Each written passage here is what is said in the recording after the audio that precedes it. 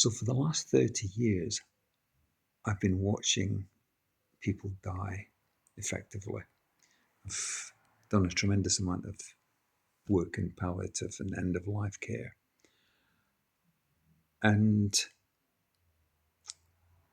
the vast majority of them, the top end 90%, it's the last 10 years of their lives they haven't been able to do what they've wanted to do. In some cases, it's been 15 and 20, and extreme cases, 30 years. One of my patients was bedridden and chair-ridden for over 30 years. Think about that for a second. You can't clean your teeth yourself. You can't go to the toilet and then clean yourself because you can't reach. You can't move your arms or your hands. You can't go out and play around golf. You can't go swimming. You can't go for a walk. You can't play with your grandchildren or children. And this is for years and years and years and years leading up to you dying from these issues. It's heartbreaking, but so avoidable in many, not all, but in many of the cases. Much of it self-inflicted.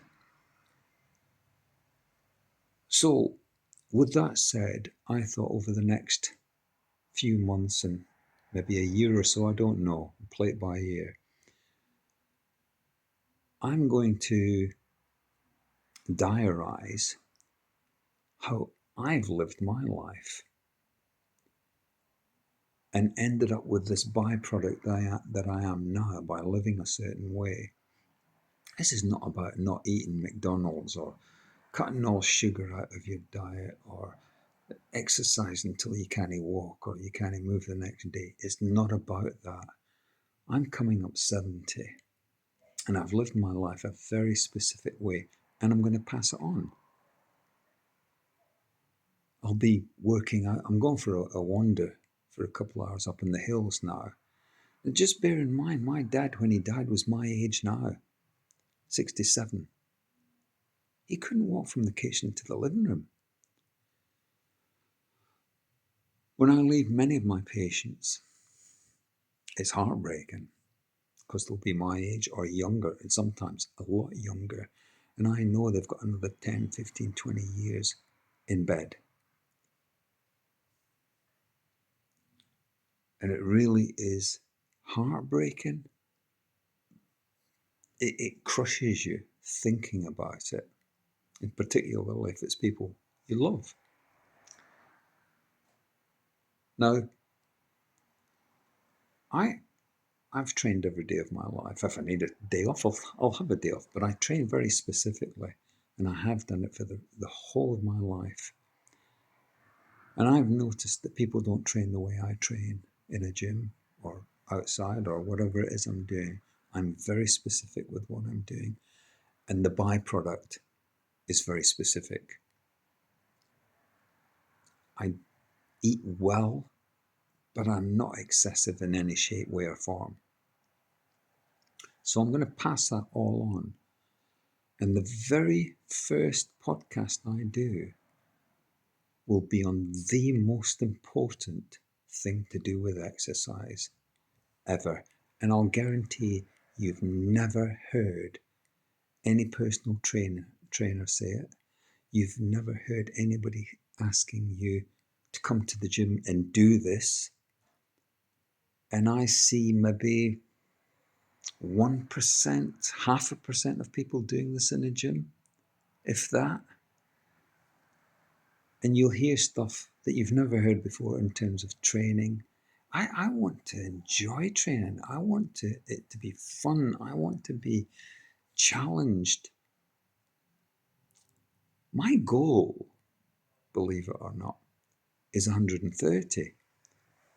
I'm over halfway. Now, chronologically, I'm 67. Biologically, all my body age markers, I'm 30 years younger than that. And in my mind, there's no reason why I can't continue. So when I reach 130, I'll actually be 100. As long as I'm enjoying myself, I'm laughing, I'm loving, and I'm enjoying life. That's the goal. Should that change? Well, plans would change. You adapt as and when. So things like, getting back to what I was saying about exercise, things like, you'll never hear me tell anybody or advocate or recommend anybody do a bench press. And yet that is the second most popular exercise in any gym anywhere, and that's recommended by every fitness and personal trainer. It's bollocks. It's absolute bollocks. It's a nonsense. What is the benefit? And I'm not talking about if you're a competitive bodybuilder or you're doing it for a very specific niche thing.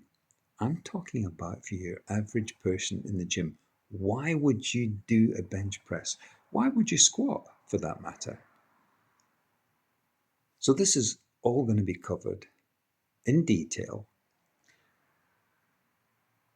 and we'll go through the eating, we'll go through the exercise, the activity, and let's add some years to your life, but more particularly and very specifically, the last 10, 15, 20 years of your life. You want to be able to do things. You want to be able to do things that you love and enjoy. I can go on holiday now to the Greek islands. I can go up to Scotland walking.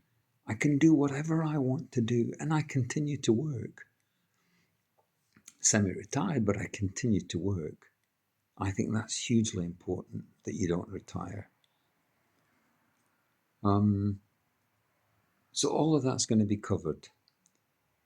Feel free to follow along. I'm looking forward to it now that I've started. So this is Jack James. This is The Byproduct.